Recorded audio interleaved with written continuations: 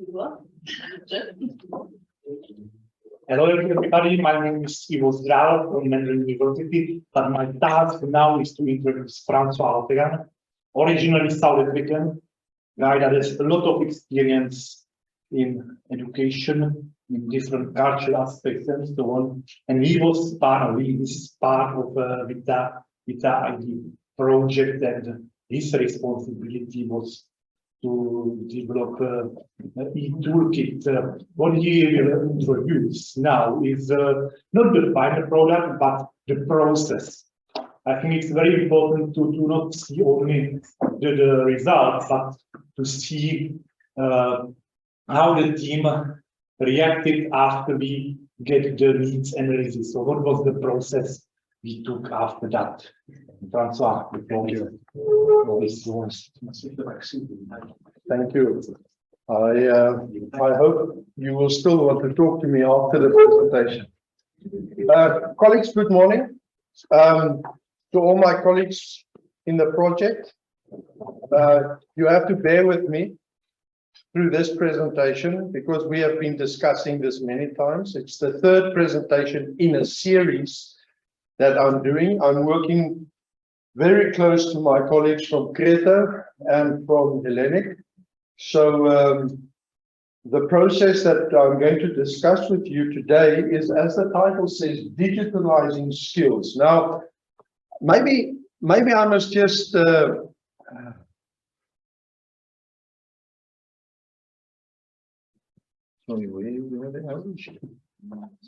Next one. okay, down. Okay, Tommy, we need some help because it's moving here on the Okay, that's what I want to do. but yes, but we don't. Okay. We are not moving on the Zoom. I will ignore this one.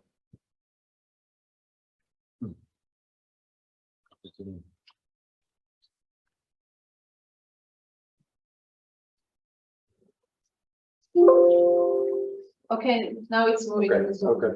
Okay, up and down or left and right. This one. See? That one there. Yeah. Okay. Right. Sorry. This is what digitalization does if it comes outside the generational gap. All right. So today is actually the third presentation that we are doing here, and we are going to look at, and I'm going to try and explain, because it was really a very steep learning curve. And I must say, if I didn't have my colleagues there from the island of Crete, I would still be struggling, because I know how to ask a question. I know how to find half of the answer, but I know when I need the other half. And even our own team at Mendel University, to us, it was a really an eye-opening journey. The WITEA-ID project aims to bring an innovative approach to internationalization in higher education. And how do we want to do it? By better preparing students and staff for mobilities. I've had the privilege, when I was still in South Africa, of receiving for 10 years, I received students and staff on mobility. And I saw that side of the coin. For the past 3 years, I've been on this side of the coin. So I've seen this side of the coin. And I'm starting to build a picture of inefficiencies and efficiencies and irrelevant efficiencies and absolutely relevant inefficiencies that are surfacing. So WITEA-ID gave us a very good opportunity to really look at the way that money is spent, but not look at the spending side, but look at the preparation of people going on mobilities. And it doesn't matter whether it's a third-year student or a senior professor. And we have this thinking that, I mean, people with experience comes preparation. It doesn't seem to work like that. All right. So where we go is to try and build a web-based e-learning toolkit. Now, there's the first, what shall we call it? Pothole. Is a toolkit. What is a toolkit? All right. which in this case, in the case of this project, it is supposed to be, and that is what we are working on and developing, an open access online resource to improve international mobility competencies, right, in higher education and to help to assess competence growth. So there are two things. We want to establish new skills, but we also would like to measure and monitor growth. All right. From the literature, okay. So there's nothing happening. No. Okay. I need some technical support.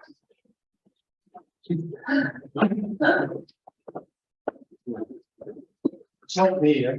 No, it's digital technology. All right, let me, while we're trying to sort that out, let me just give you a little bit of background. Before we came here, we had to do, we went through a process, two processes of research, both done by IO1 and IO2. And the most important focus in those intellectual output groups was to try and find out what is it that we need to measure, what is it that we need to monitor, because what is it that makes a mobility successful, all right? And it was quite an interesting journey. We came up, my colleagues there at Kreta and at HNU came up with a very impressive list. I'm not going to go into that. There is literature available that's been published, everything. We've just published now last week, 2 weeks ago, last week, the last article in this process was published, which describes a little bit more of the background.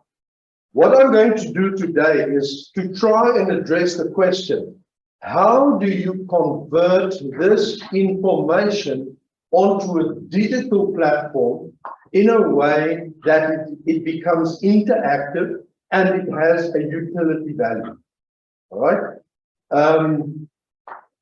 With the purpose of improving skills and competencies.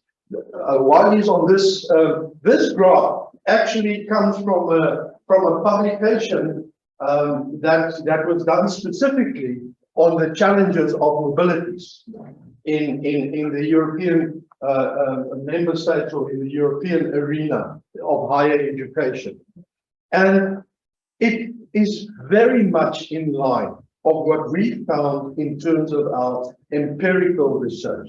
So we were not off the ball, that we know. We were there in the ballpark.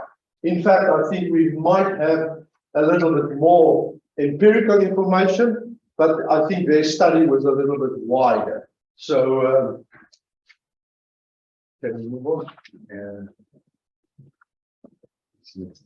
Which one? Those two, yeah. Okay. All right, I'll work there. I'll ignore that too. All right, so the first question I would like to deal with is what is the current situation with students and staff? All right. The first question that we've already done this research, I just want to recap. Does experience make a difference? Very interesting. There does not seem to be any statistically relevant relationship between own subjective rating of competence. That means what staff and students think of their own capacities, their own abilities. It's subjective, all right? And the experience that they have. That means older people, more experienced, do not think they are particularly more competent or better competent than younger people. All right, it seems to be an area where there's not much thinking about it. That is the only thing that I could see. Then there's no statistically significant relationship between the number of mobilities and the competence, all right, to identify opportunities for further collaboration. The first one is current skills, current abilities. The second one is ability to extend, the ability to build, to add value on a mobility. That's there's no relationship. That doesn't mean, that means to say that the more there's no significant relationship between the more mobilities you do, the better your ability to expand or add value to your mobility experience. I don't know, am I coming across clearly?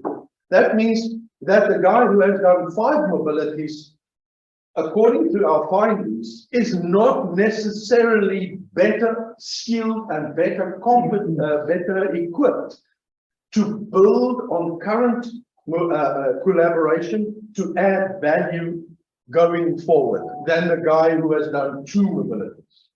All right. So this is very important. We do not want to put this as the purpose of this presentation. We would like to flag it, and we would like to say, here is an area that came up that needs to be. I mean, there was no way that we could go into 1,000, 2,000 respondents and try and get everything. But this is definitely an area that we could look into the future. There's no correlation between the number of mobilities and the competence to identify new opportunities. So the guy who has done more mobilities is not necessarily better skilled to find new opportunities. So the idea that is left is that every mobility is a new experience. It is novel, it's not even new, it's novel. All right, that means as if there is no background. All right. Okay, does mobility success make a difference? Now, this mobility success is the subjective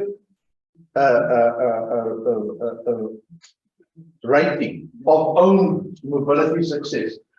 The first one is there's no significant relationship between the own success and the competence in developing teaching methods. All right, this was the first one that we saw, that the guy with more mobilities are the guy who thinks he's more successful or less successful. It has no influence on the way they see their ability to develop new teaching methods whenever they go to different venues or host institutions. No significant relationship between own subjective success rating of mobilities and competence to identify opportunities for further collaboration. And so we can go through all these. I think the last one is one that really sort of made me think. No significant relationship between own subjective rating of mobility success and competence to identify new collaborative research. This is a tough one, because this means that every time somebody goes out on a mobility, there's no guarantee. Okay? There's no guarantee that something is going to happen. And this is a tough one, because there's quite a couple of million euros going into mobilities. And there was no real way that we could trace to see if there is any system even that is focused on doing this function. Does mobility success make a difference? I have here a few more. No correlation between own subjective rating of mobility and competence to adapt to a learning culture at the new institution. All right. So it doesn't matter what people think, whether they're successful or not. It's always a new experience. All right. That is something one can accept, but we seem to pick it up in the data. There's no correlation or no significant relationship between subjective rating of mobility success and the competence to develop networks. Now there are 3 pointers already.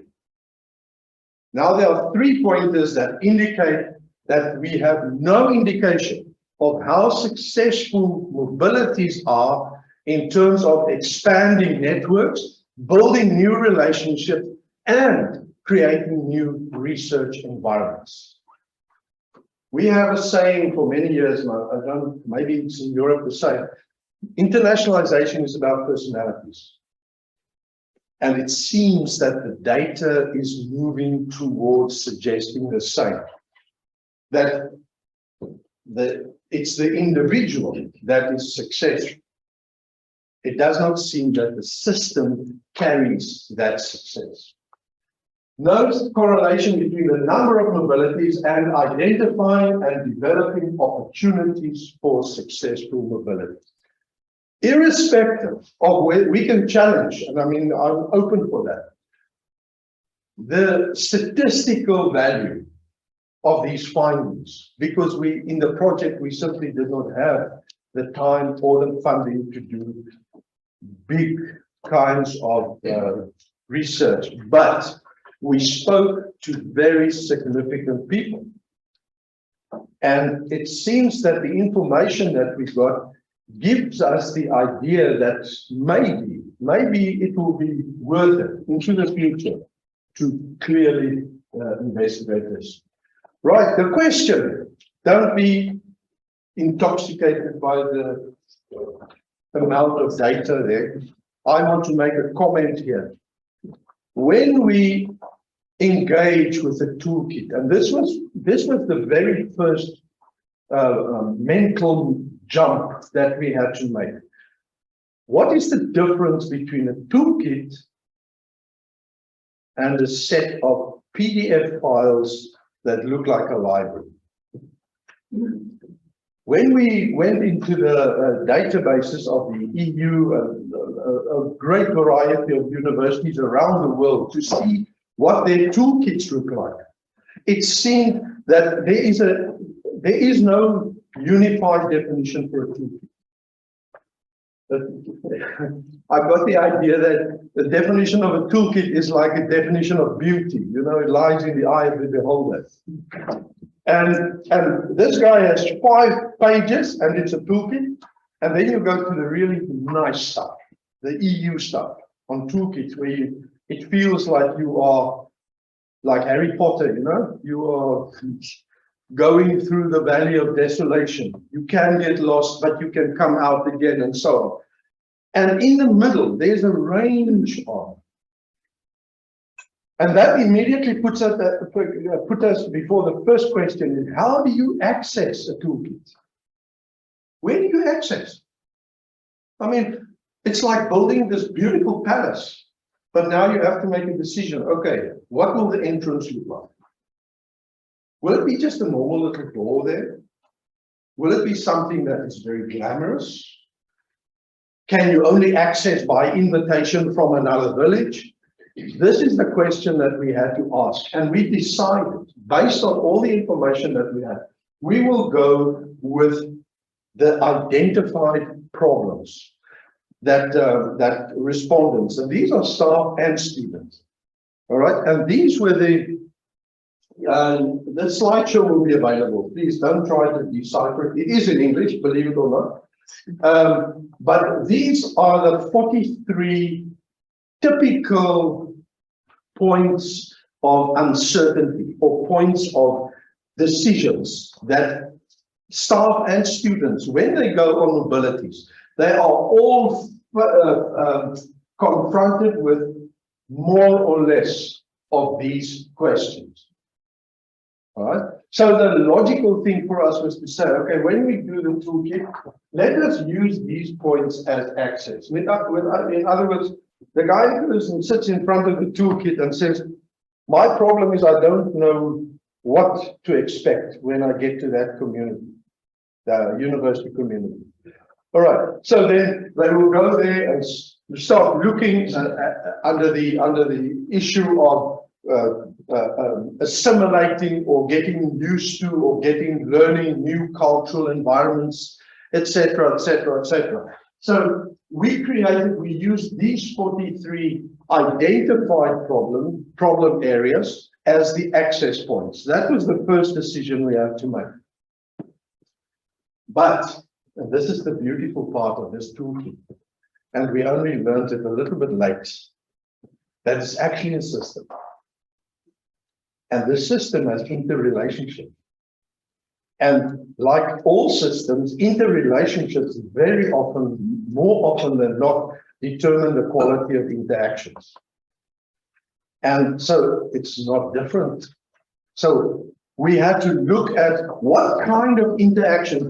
We have no way of measuring the impact of these interrelationships. But from our research that we have done, and my colleagues at Creta and HNU, we could get some indication of, from the literature, from the research, we could get some indication of where could be some of the more important interrelationships, more of the less important interrelationships. All right, so we came up with this basic structure. We know that there are four learning areas that are substantially important for any, not only a mobility, but in the teaching environment, whether you're a student or whether you are a staff member, or even if you're just a professional person. Communication, your learning strategies, your ethics, and then digital skills, because this is a digital environment. All right. I'm adding digital skills here. Actually, in the context of the project, it is a separate output. But as time moved on, we suddenly realized that it's actually part of the main, the main toolkit, because it addresses the issue of actually digitalizing and actually digitally engaging with the toolkit. All right. So, and we went from as an example, I want to use just one problem area. What I wrote at the top is one of the problems, and that is to develop network structure to complete the utility function. All right. That means, how do you go about to create a network when you are outside? All right. And this was the thinking. And you can see that it becomes very complex. It becomes very complex. So we had to make some decisions because we are operating within the framework of a project. I sat one night when I had nothing to do, and I sat and I started drawing lines. Just a very simple systems exercise, just to see. Let us just see. And when I got here, I switched it off. Because the colored blocks are typically the outcomes. All right? The first one is your success of your task. Then the experience, mobility experience is very important. Then the identification of new collaborative opportunities, and student staff, the skills profile of students and staff. And I just took those four areas and I said, okay, let us look at the information we have and let us just put down a few lines to see where do we come. And then I started realizing that this toolkit, we cannot go all the way. We cannot go to the EU example. There's no way. We don't have the money, we don't have the time, we don't have the expertise, but we have to partition it somewhere. Somewhere we have to stop. All right. So we identified these three. Mobility experiences as a factor does not seem to be associated with improved mobility competence. All right. So if we think we send people on mobilities to build experience, think again.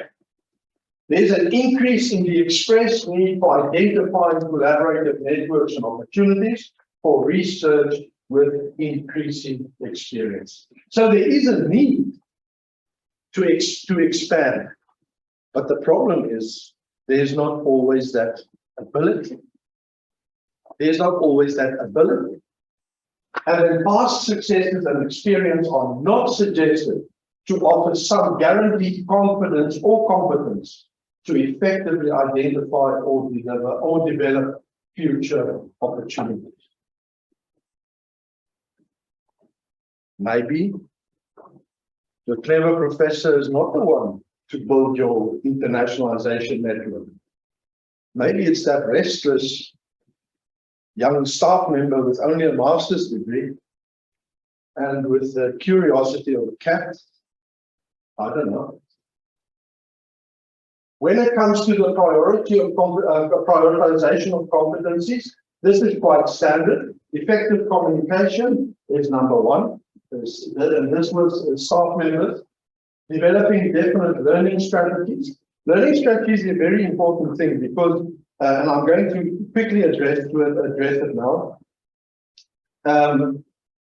Learning strategies are very specific, depending on the task that you're busy with, depending on the personality, depending on the resources available.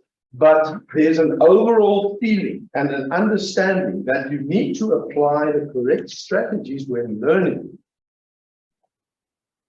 All right, that is something that is common. And the last one is adhering to ethic rules. Now, this does not imply that ethics is not important. Please do not read that in here. This simply, in this set of three factors, it is not the most important one. This is the student's assessment, exactly the same. Maybe not with the same intensity, but the range is the same. Other important findings, you can go through this yourself. We've said communication is important. The greatest challenge seems to be successfully engaging and integrating with the social and academic environment at the destination. I've seen this with my own eyes. Young students coming there into a new country, and they need an incredible amount of guidance. They are people. It's a strange environment. The fact that the person is on a mobility doesn't make him invincible or something. And that is a very important component. Important to gain access to relevant leading scientists. Meet people that will foster that curiosity. Many staff members, many students do not have the confidence when they get into a new environment to go to Einstein and say, Mr. Einstein, I'm impressed with your relativity theory. Can I discuss the flaws in it? All right? Not everybody has that confidence. The establishment and building of research and publication networks are considered very important. And they are challenges. All right, so the reality, the problem, the awareness of the problem is there. All right, I'm not going to go into all this detail, but these are essential competencies. These are the results of the research that was done. I want to move on a little bit. This is gives you just a little bit of detail of how we put everything together. You can see there was quite a process of conceptualization and conceptualizing concepts, and so we went through the process. Right? We also did an expert analysis, right, where experts identified certain important foundational skills, transferable skills, and transversal skills. So there was a lot of work that went into this process. Important findings suggest that respondents consider careful and focused preparations to meet the demands as being very important. So, yes, there's an understanding there needs to be proper preparation. Challenges and opportunities for further post-mobility collaboration need to be very specifically and clearly identified and conceptualized. Now, this could mean many things. This could mean anything from sending a student with a mission. That means you go and meet Mr. Einstein. You ask Mr. Einstein these 3 questions. You get the answers. You let Mr. Einstein sign, and then you bring me back the form. Anything from there, right up to whatever other method we use. But that is the indication that there is the perception, the awareness is there, but they need to be addressed very specifically. Gaining access to relevant leading scientists. And then, very interesting one. We all thought the language barrier is the big problem. It's not. I've said it many times during this project. I need to, you know, there's one thing I miss. I don't see 18 and 19-year-old kids here. They have an understanding of the mentality and the philosophy behind the internet that we don't have. We try to apply, maybe I must speak for myself, try to apply the learning methods and the interrogation skills and the conceptualization methods that we were taught. We are trying to apply it to the internet. I think we have a problem. I've spoken to kids about this like that. It's incredible how quickly they just pick up. And that is why I'm saying this is when this language issue came up, I thought by myself, but you know what? These kids solved that problem in the first 3 minutes. They solved that problem. It's not even a question. They solved it. It's as if it's a natural reaction. And this is why I put it up here, because I think sometimes we are overemphasizing the language issue. And we are confusing it with a simple issue of confidence. Just, I'm scared of people. It's not the language, I'm scared of people. All right, social interrelation orientation and survival outside the academic environment is very important. The holistic experience. That has to be in the toolkit. The toolkit needs to show how do I expand my experience to go into the holistic environment. The university is not in today's days. We just had an excellent example of the virtual university, which is more, in my opinion, closer to a social environment than an academic environment. So we are looking at all these kinds of permutations coming through. And if we are still clinging to the idea that a university is this building, and you go there, and you come out, and you are supposed to be learned. It doesn't work that way. It becomes part of your social, learning becomes part of your social experience.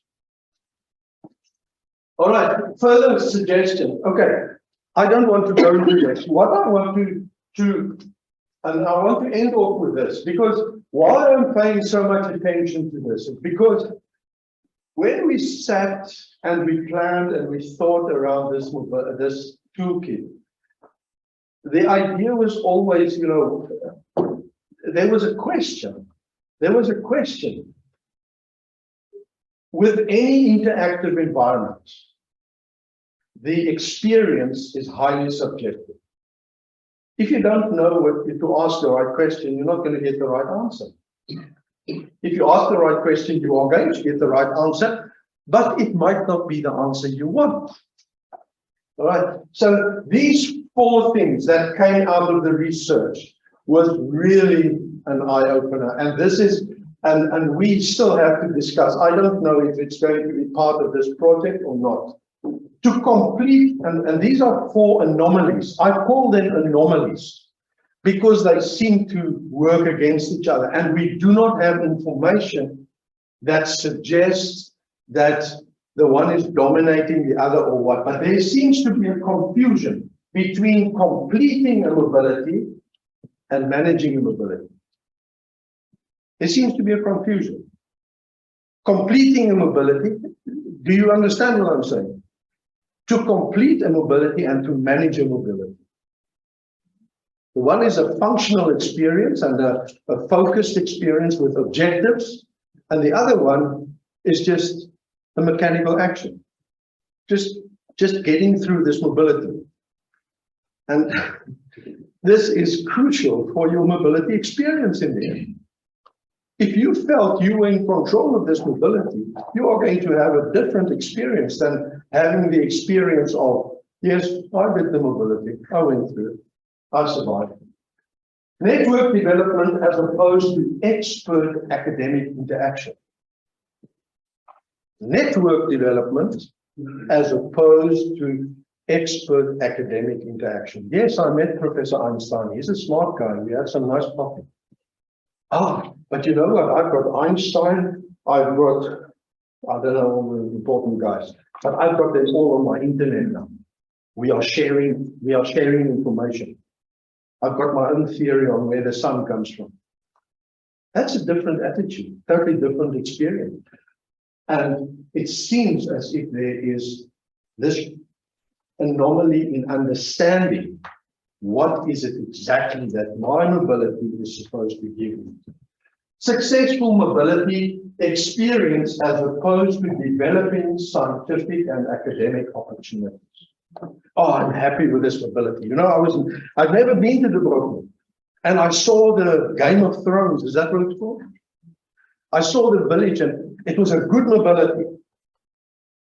Okay, but what is your academic opportunities that you brought home? No, man, we tried, but there was nobody available. But it was an excellent mobility. All right, the way mobilities are measured.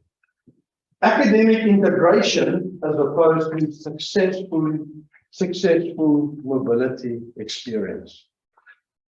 Everybody chases publications. Okay, it's the world we live in.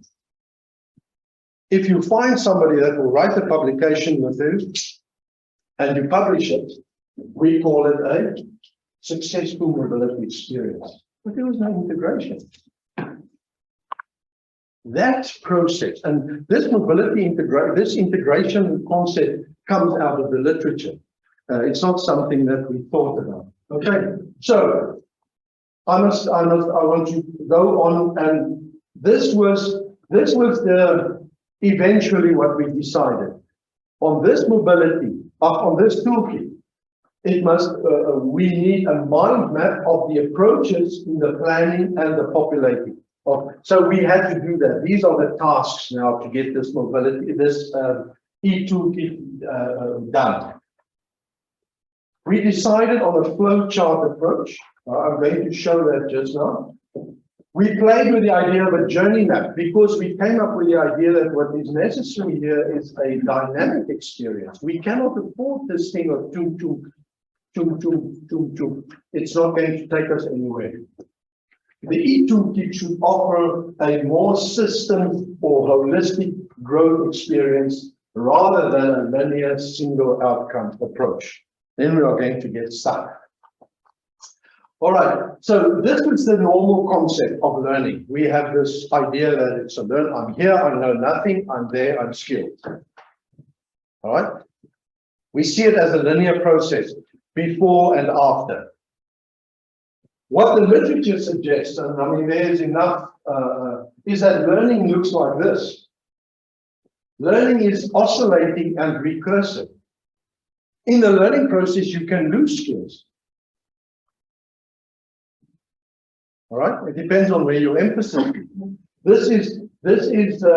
So we learn, we improve, but learning starts with a challenge. And in the toolkit, we use those 43 points of departure. Those are the challenges. Those are the challenges that pulls the client, student, staff member into the toolkit. Inspiration. I'm not going to go into the toolkit now. Tomorrow afternoon or tomorrow during the day, there is a session where we will start playing with the toolkit and see what is and what is not and what can and what can't. But these toolkits, and I had a lot of discussion with my colleagues at Creator and at HMC on this as well, to try and get an idea of where we should be going. And these are fascinating. All right, so this is basically the mind map. Yeah, this is basically the mind map of the toolkit. We start with the problems, the known environments, all those things that I've just said, collect information, work through the different strategies, because all these strategies are important. Every single one that needs a decision needs to look at those and then evaluate and select relevant and applicable information. Now, this last one, this one, is something that we will have to discuss, because decision making is not an easy environment. This was the approach we decided, that we need a little bit of depth. We need references inside the toolkit that can take you inside the toolkit, take you to a different perspective or a different focus or a different idea or whatever is necessary to expand your understanding of what you are busy with. This is what the toolkit looks like. And tomorrow I will show you exactly what it meant, what the digitalization means. What I've shown you now is the mental map that we went through in order to get to the point. After this experience, I must tell you, I am very critical on any toolkit. It's if I don't, you know, you get this feeling about a toolkit that immediately gives you the idea this thing has value or not. And I'm afraid that there are other people who think like me, and when they open this toolkit and they get that immediate feeling this thing is useless, we are in trouble. All right, so this is basically how the pathway works. Starts on the main page. You select a specific problem area that you are engaged with. It takes you to a whole range of options and information. In there are linkages that will take you to specific material. All right, and then you can from that material, you can then select the different areas and you can move on to learning strategies. It gives you two options, no, more than two, but two very divergent options of accessing. You can still, like the old way, I want to learn something about learning strategies. You can run around and or you can take the problem-based approach and say, okay, let us migrate through this toolkit and see where we come. In conclusion, I want to say these few things. Efforts were made to incorporate features that accommodate different cultural, pedagogy, and learning styles. It's not totally possible. All right, which means that this is a project in working. We are going to end off in this project, but this instrument will have to grow and grow and grow. The toolkit incorporates a variety of modules in one e-toolkit with the use of online digital platforms, so that the educational material will be available in open access to groups. Right. Then number 4 is the one that I found that I actually stumbled on this, but this is exactly what we were looking at. The use of this toolkit should not be limited, should not be limited to the tool itself, but rather expand on how the tool can act as a vehicle for transforming student thinking at different levels. That is what we are doing. We are actually working with student thinking and transforming student thinking at different levels. We are just engaged with a toolkit part of it. Each level is accompanied by a description of its relevance and examples of digital tools that connect with this taxonomy framework. And expanding on the use in other projects as well. We are doing it. In conclusion, there's a little monster going around called The Bologna Protocol. 10 minutes left for this session. In this, what? There's 10 minutes left. No, I'm for this done. session. I'm done. I just want to refer to one thing, and that's the Bologna Protocol and Bloom's taxonomy. And we need to be very careful where we are going. And we need to bring that into these toolkits because it is creating a level of frustration that causes a lot of poor communication. So, by hook or by crook, we've stumbled upon a few things that make us wonder and think and focus in the digitalization of this tool.